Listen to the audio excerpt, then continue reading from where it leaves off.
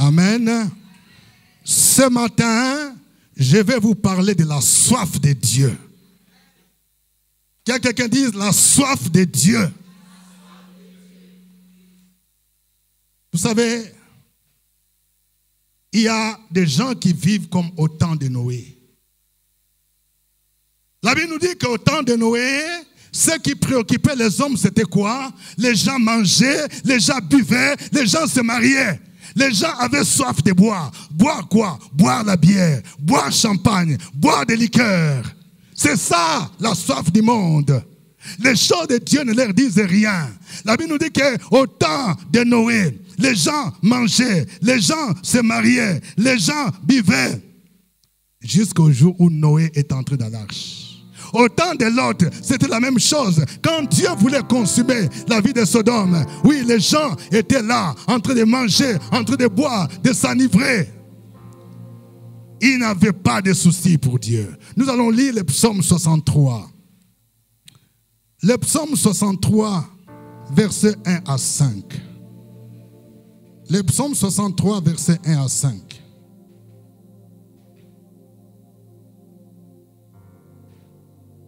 Psaume de David, lorsqu'il était dans le désert de Juda.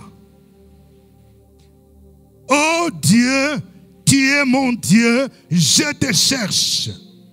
Mon âme a soif de toi, mon corps soupire après toi. Dans une terre aride, desséchée, sans eau, ainsi je te contemple dans le sanctuaire pour voir ta puissance et ta gloire. Car ta bonté vaut mieux que la vie. Mes lèvres célèbrent tes louanges. Je te bénirai donc toute ma vie. Je lèverai mes mains en ton nom. Mon âme sera rassasiée comme des mets gras et succulents. Et avec des cris de joie sur les lèvres, ma bouche te célébrera. Quelqu'un dit la soif de Dieu. Oui, quand nous avons chanté ce chant, il y a des chants qui expriment notre désir profond, assoiffé de ta présence. Il faut que chacun de vous soit assoiffé de ta présence. Il faut que chaque chrétien, si tu veux expérimenter une dimension de la puissance divine, si tu veux expérimenter une dimension dans le ministère, tu dois avoir la soif de Dieu. Non pas la soif des choses de ce monde. Nous devons voir au-delà des choses de ce monde. Au-delà de la nourriture, au-delà des garbas, au-delà de la loco, au-delà de tout ce qu'on voit, nous devons avoir la soif de Dieu. C'est au niveau de l'âme. Nous avons dit le thème cette année, cherche premièrement les royaumes et la justice de Dieu. Si nous sommes toujours assoiffés des choses de ce monde, nous voulons l'argent, nous voulons les mariages, nous voulons fêter, nous voulons célébrer. Notre âme ne peut pas expérimenter de grandes choses. Tu ne peux pas connaître un ministère puissant si tu n'as pas la soif de Dieu. Tu ne peux pas voir de grandes choses dans ta vie si tu n'as pas la soif de Dieu. Il faut payer le prix. Dis à ton voisin, il faut payer le prix. Oui, la soif de Dieu. Vous voyez, dans ce passage, David dit, ô Dieu, tu es mon Dieu, je te cherche. Il cherchait Dieu. Il dit, mon âme a soif de toi. Il n'avait pas soif de boire la bière. Il n'avait pas la soif de champagne. Mais il a soif de Dieu. Il veut être rassasié de Dieu.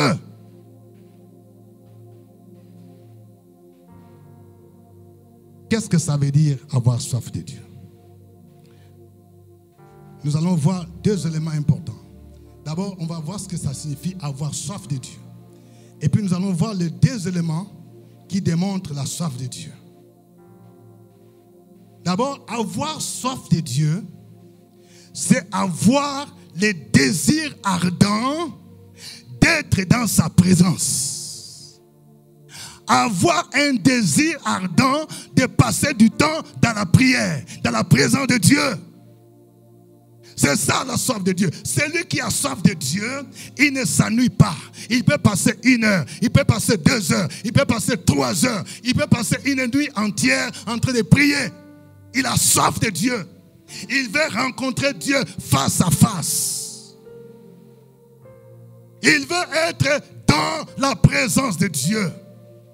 Et David, vous savez, la plupart des psaumes ont été composés par David. C'est pourquoi Dieu m'a mis à cœur d'écrire les commentaires, prier avec les psaumes.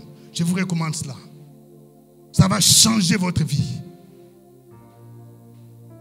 La soif de Dieu. Et nous allons voir 2 éléments importants qui manifestent la soif de Dieu. Le premier élément, c'est aller au désert. Que quelqu'un dise aller au désert. Vous voyez, ces psaumes nous montrent les circonstances dans lesquelles David a écrit ces psaumes. Le verset 1 dit, psaume de David lorsqu'il était dans les déserts. La soif de Dieu se manifeste dans un désert. Il dit, lorsqu'il était dans les déserts. Le désert veut dire qu'il faut payer les prix. Le désert, c'est un lieu d'isolement. Le désert, c'est un lieu aride. Dans le désert, il n'y a pas d'eau. Dans le désert, il n'y a pas de nourriture. Et David dit, c'était dans le désert qu'il a manifesté la soif de Dieu. Il était dans le désert. Dans le désert, qu'est-ce que David faisait? David fuyait Saül.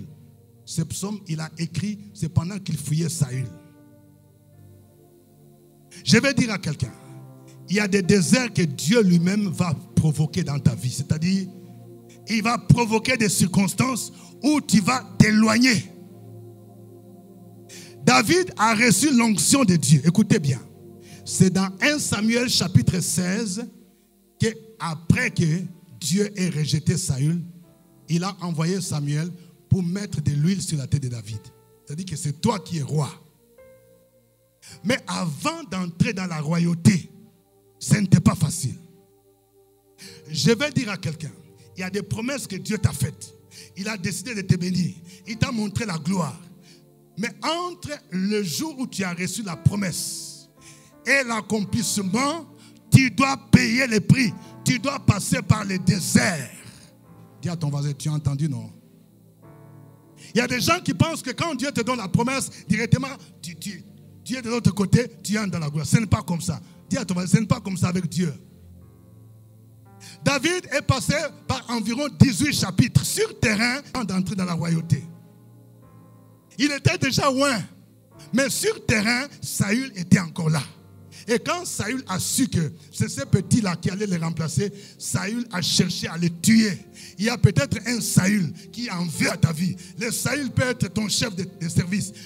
Le Saül peut être un oncle qui cherche. Il a vu que tu as l'onction. Tu as vu quelque chose. Tu as quelque chose qui n'en a pas. Il va chercher à te tuer. Il a une lance spirituelle avec laquelle il te poursuit.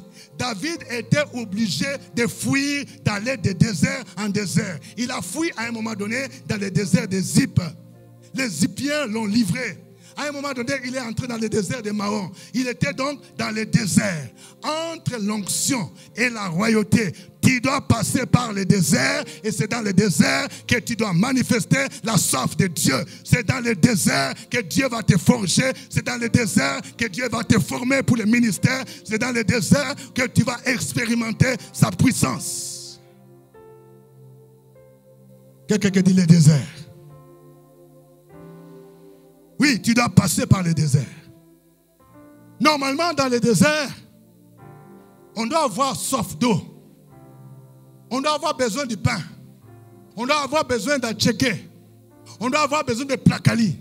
Mais David n'avait pas faim pour manger placali. David n'avait pas la soif d'eau. Il dit, j'ai soif de toi.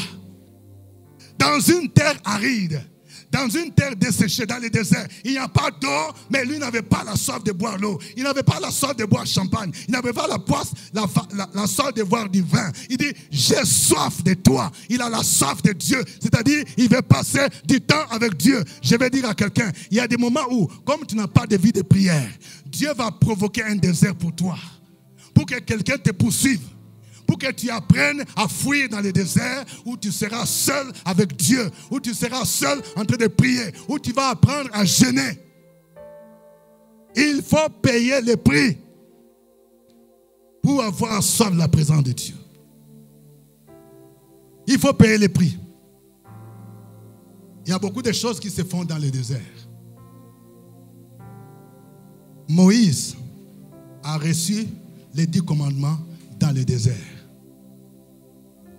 Il a fait 40 jours et 40 nuits dans le jeûne et dans la prière. Je vais dire aux jeunes, vous voulez servir le Seigneur. Vous voulez voir la puissance divine. Je dis souvent, il y a 3 choses si tu veux avoir un ministère efficace. Première chose, il y a l'appel. Deuxièmement, il y a la formation. Troisièmement, il y a l'onction.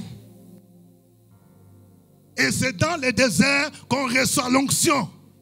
Tu peux aller à l'école biblique, tu peux aller à l'école théologique. Si tu n'as pas appris à chercher Dieu dans le désert, il n'y aura pas de puissance, il n'y aura pas d'onction dans le ministère. C'est dans le désert.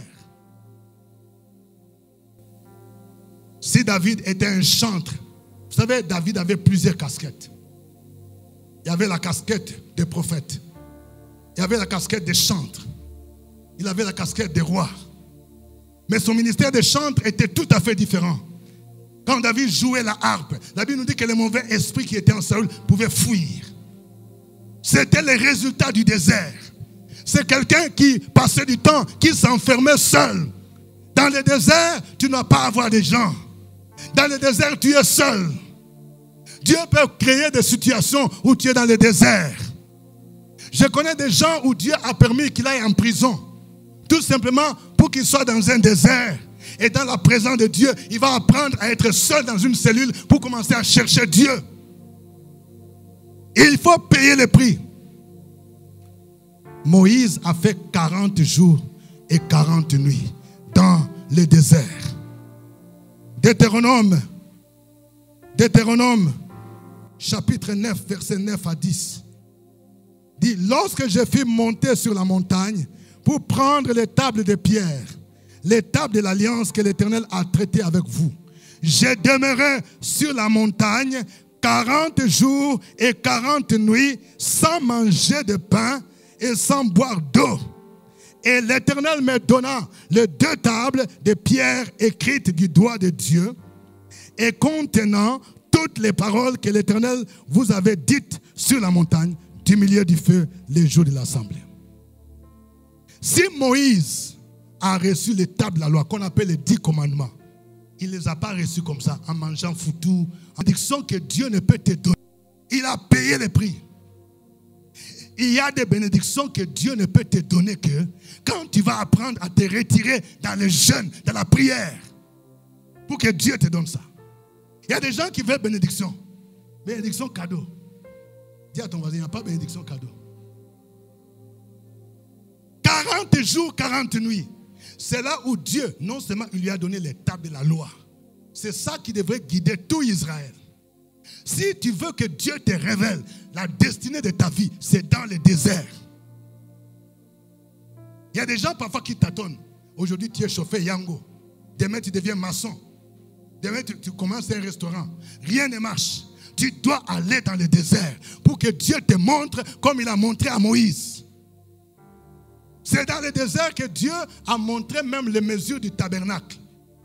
Que le tabernacle doit être comme ça, comme ça. Et Dieu lui disait, fais tout d'après les modèles que je t'ai montrés sur la montagne. C'est la montagne de Sinaï. C'est dans le désert. Il faut payer le prix. Tu veux avoir un ministère puissant. Tu veux avoir un ministère glorieux. C'est dans le désert. Dis à ton voisin, c'est dans le désert. 40 jours, 40 nuits. Un chrétien qui n'aime pas les jeûnes ne peut pas voir de grandes choses dans ta vie. Il faut jeûner. Il faut prier pour que Dieu fasse de grandes choses dans ta vie. Il faut payer le prix. David dit, je te cherche pour voir ta puissance et ta gloire. Même Jésus lui-même, avant de commencer le ministère, dans son humanité, il est passé par le désert. Quelqu'un dit le désert. C'est dans le désert qu'on manifeste la soif de Dieu. Où Dieu va se manifester à toi. Luc chapitre 4. Luc chapitre 4, les versets 1 à 2. Jésus, rempli du Saint-Esprit, revint du Jourdain. Et il fut conduit par l'Esprit dans le désert. Vous entendez? On dit, Jésus fut conduit par l'Esprit dans le désert. Comme David a été conduit dans le désert pour chercher la face de Dieu. Comme Moïse était dans le désert. Il fut conduit par l'Esprit dans le désert, où il fut tenté par le diable. Pendant 40 jours, il ne mangea rien durant ces jours-là. Et après qu'ils furent écoulés, il eut faim. Dans le désert, je parle à quelqu'un. Si tu veux voir cette année une différence, tu dis dans ma vie je ne comprends rien. Va dans le désert. Prends du temps de jeûne et de prière. C'est pourquoi dans notre assemblée, l'année passée, on a passé 21 jours de jeûne. Peut-être qu'on va maintenant passer à 40. Il faut payer les prix. Ce n'est pas dans la distraction que tu vas voir les grandes choses. La soif de Dieu se manifeste dans le désert. Où tu te prives des choses de ce monde. Où tu te prives de Facebook. Où tu te prives des désirs de ce monde. Où tu te prives de vin. Où tu te prives de tout ce que vous voyez. Et tu cherches Dieu. Tu es seul dans sa présence. Avant de commencer le ministère, Jésus a fait 40 jours, 40 nuits. Dans le désert. Il était dans la présence de Dieu. Et ce n'est qu'après ça qu'il a commencé. On dit Jésus fut revêtu du Saint-Esprit. Le revêtement ou la puissance d'en haut, dans l'œuvre de Dieu, on l'obtient dans le désert. Vous ne pouvez pas être efficace dans le ministère. Même quand vous êtes dans accueil et protocole, il faut avoir l'onction. Par votre sourire déjà, quelqu'un peut être touché par l'évangile. Même quand je balaye la salle, je rends un service à Dieu, il faut que j'ai l'onction. Avant de balayer la salle, de nettoyer, il faut passer du temps dans la prière. Les chantres, les groupes musicaux, il faut chercher la présence de Dieu pour que l'onction coule, pour que quand vous chantez, vous fassiez descendre la présence de Dieu. On ne peut communiquer que ce qu'on a. Dans le désert. David dit, mon âme a soif de toi. Il y a quelqu'un qui dit, j'ai soif de ta présence. Il y a des gens parfois qui s'ennuient. Tu n'as pas besoin de regarder Novelas jusqu'à 3 heures du matin. Oui, comme j'étais avec ma soeur est partie à Boaké, je suis resté seul, je m'ennuie quoi. Je ne sais pas ce qu'il faut faire. Et tu ouvres la télénovela, regarde comment il embrasse. C'est pendant ce temps-là que Dieu a permis que ta soeur voyage pour que tu sois seul dans le désert, en train de prier, de faire peut-être une veillée de prière seul, en train de parler tête à tête avec Dieu. Si tu veux que les choses changent, paye le prix. La soif de Dieu. Quelqu'un qui dit la soif de Dieu. Tu es toujours distrait. Tu es toujours distraite. Alors que Dieu veut que tu parles avec lui. Il faut payer les prix dans le désert. Deuxième élément qui manifeste la soif de Dieu.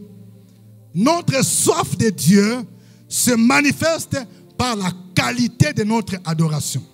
Quelqu'un dit la qualité de notre adoration. Oui. La qualité de l'adoration. Écoutez ce que David dit dans ce psaume. Il dit, oh Dieu,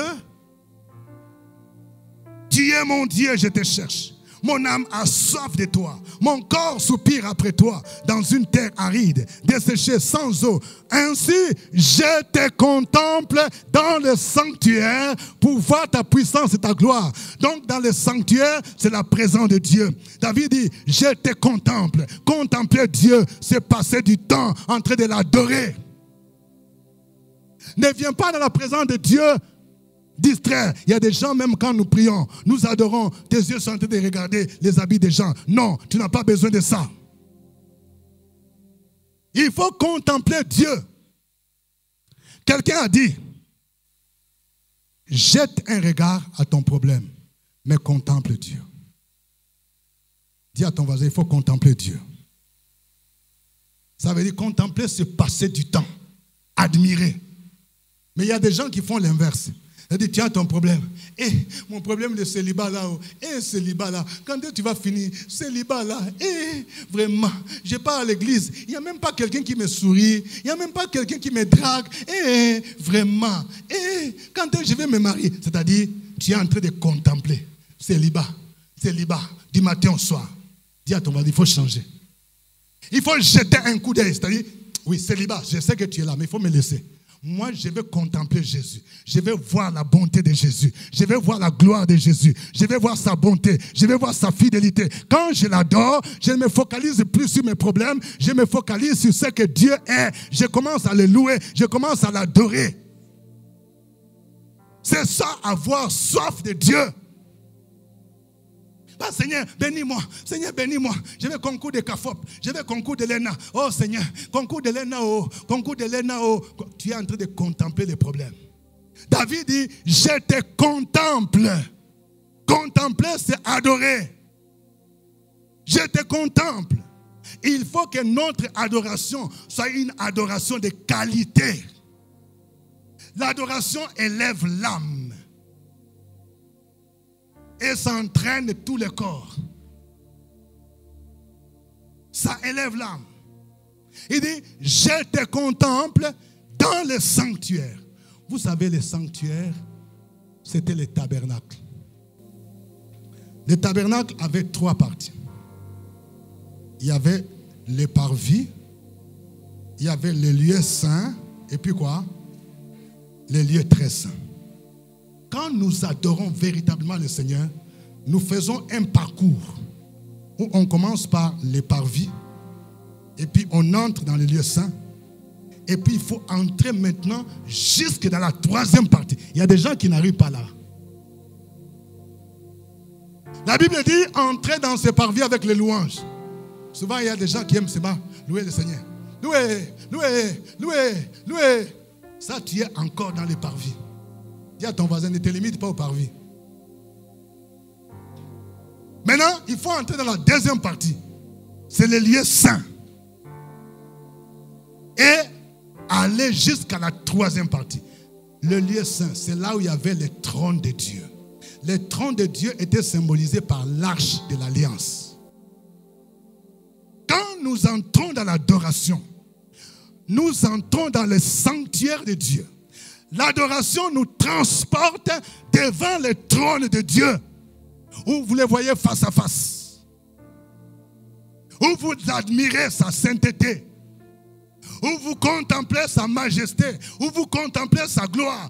Vous laissez de côté vos problèmes. C'est ça, avoir soif de Dieu, l'adorer en esprit et en vérité. S'il te plaît, il faut éviter de vous déplacer pendant le culte. S'il te plaît. Il faut éviter de vous déplacer pendant le culte. L'adoration nous élève dans la présence de Dieu. Nous l'adorons. Et qu'est-ce que l'adoration fait? L'adoration, il y a 3 éléments importants. 3 éléments. 1, il y a la manifestation de la puissance divine. Quelqu'un dit la puissance divine. Il dit, je te contemple dans le sanctuaire pour voir quoi? Ta puissance. Si tu veux voir la puissance divine, il faut aimer l'adoration. Il y a des problèmes qui peuvent être résolus, même un problème de maladie. Tu passes 30 minutes, 1 minute en train d'adorer le Seigneur. Tu vas te rendre compte que les maux de tête sont partis. tu vas te rendre compte que gastrite est parti. Il dit, je te contemple pour voir ta puissance. Il y a une puissance qui se dégage quand tu adores Dieu. C'est pourquoi il faut avoir soif. Deuxièmement, dans l'adoration, il y a de la puissance et quoi? La gloire. Quelqu'un dit la gloire. L'adoration nous permet d'expérimenter la gloire divine. La gloire nous transforme. C'est pourquoi nous disons que Dieu nous transforme de gloire en gloire. Dans 2 Corinthiens chapitre 3, verset 18, Paul dit, nous tous qui contemplons le Seigneur comme dans un miroir, nous sommes transformés à la même image de gloire en gloire, comme par le Seigneur, comme par l'Esprit. La gloire provoque la transformation à l'intérieur. Quand la gloire de Dieu est là, tu ne vas plus continuer à vivre impudicité. Quand la gloire de Dieu est là, tu ne vas plus continuer avec les mensonges. Ta vie sera transformée. Quand la gloire de Dieu est là, tu ne vas plus continuer avec murmure. Nous sommes transformés en sa gloire. Et cette gloire peut apparaître même de l'extérieur. Quand Moïse parlait avec Dieu, quand il a passé 40 jours sur la montagne, la Bible nous dit que son visage brillait. Le péché rend vilain. Dis à ton voisin, péché rend vilain d'un. Si tu as impudicité, les impudiques là, moi je les vois, même pas le visage. Tu sens la séduction. Démon d'impudicité, ça rend vilain. Tu penses que c'est être joli, la manière dont tu te maquilles, alors que le diable te rend vilain, vilaine. Mais quand tu passes du temps dans l'adoration de gloire en gloire, tu seras transformé. La gloire de Dieu va attirer même les âmes à Jésus-Christ. Voyons ce que dit la parole de Dieu. Dans la vie de Moïse. Exode chapitre 34. Exode chapitre 34, versets 29 à 30. La Bible nous dit, Moïse descendit sur la montagne de Sinaï, ayant les 2 tables du témoignage dans sa main. En descendant de la montagne, il ne savait pas que la peau de son visage rayonnait, parce qu'il avait parlé avec l'Éternel. Alors Aaron et tous les enfants d'Israël regardèrent Moïse, et voici la peau de son visage rayonnait, et il craignait de s'approcher. Quand tu passes du temps en train de contempler Dieu, en train de l'adorer, tu ne sais pas que Dieu est en train de transformer ta vie. Il y a des gens qui ne vont plus te fréquenter. Quand vous voyez quelqu'un, toutes les impudiques là de Yopougon, ce sont tes amis. Tous les DJ là, continuent à te fréquenter. Vous vous sentez à l'aise. C'est qu'il y a un problème. Quelqu'un dit il y a un problème. Quand tu deviens un vrai adorateur comme Moïse, ton visage va commencer à briller. Il y a des gens, même les autres enfants d'Israël, ils regardent Moïse. Moïse. Donc, il fallait que Moïse mette voile. Mais lui-même ne savait pas. Les gens disent, mais est-ce que tu sais que ton visage brille? Moïse dit, attends. On dit, il ne savait pas parce qu'il a parlé avec Dieu. C'est-à-dire, le fait de passer 40 jours, 40 nuits en train de parler seulement avec Dieu a transformé sa vie. Nous sommes transformés de gloire en gloire. Tu veux mariage? Laisse d'abord l'affaire de chercher mariage. Va dans le désert, passe du temps en train de prier. Éloigne-toi des choses de ce monde. Tu vas voir, quand tu vas sortir, tu ne vas même pas faire un mois. Les gens vont commencer à te regarder. Hey, tu es jolie d'air. Il y a quelqu'un qui me disait, mais papa, je ne comprends pas. Les gens me disent que je deviens jolie. Alors c'est toujours moi. Ça commence comme ça. Quelqu'un dit, ça commence comme ça. Ça dit que tu sors de la présence de Dieu et il y a quelque chose qui fait que tu deviens différent. Parce que tu as commencé à abandonner les choses du monde. Parce que tu as parlé avec Dieu. Parce qu'en parlant avec Dieu, tu ressembles à Dieu. Il y a des gens, quand tu passes du temps avec eux, tu vas les ressembler. Si tu passes du temps en train de parler avec ton ami qui est prostituée, il va te dire comment il est parti à Sini. Et voilà, il y a un député là. Et vraiment, on est parti. On a fait 72 heures. Et puis, il m'a transporté dans sa voiture. Il m'a dit, il va envoyer à Paris. Et puis, toi, tu te dis, vraiment, je t'envie. Tu seras comme elle. Parce que tu as passé beaucoup de temps en train d'écouter une prostituée. Mais ici, quand tu parles avec Dieu, pendant du temps, tu vas commencer à lui ressembler. Tu seras transformé en son image, de gloire en gloire. Les gens vont commencer à te dire, mais tu n'es plus la même personne. Tu ressembles à Jésus. Et les gens vont reconnaître que tu es chrétien.